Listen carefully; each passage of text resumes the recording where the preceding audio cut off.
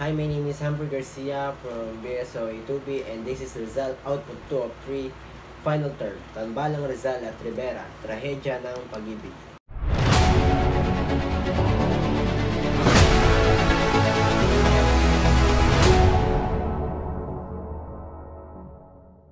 The first question is, sino kung meron man ang dapat sisihin sa nangyari sa relasyon ni Rizal at kabuuan nito?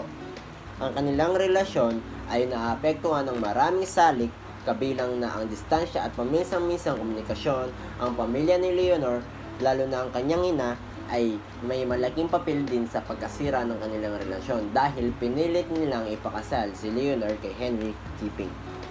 May dapat bang ginawa si Leonor Rivera para hindi sana magkaganon ang istorya ng kanilang pag-iibigan?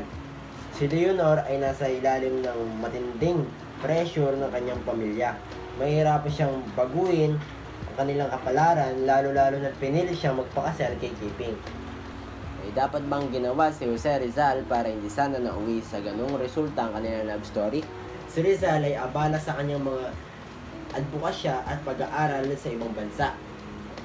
Kung mas pinagtutuunan niya ng pansin ang kanilang relasyon, maaaring iba ang naging resulta, ngunit maaaring naapektuhan ng kanyang mga layunin para sa bayan.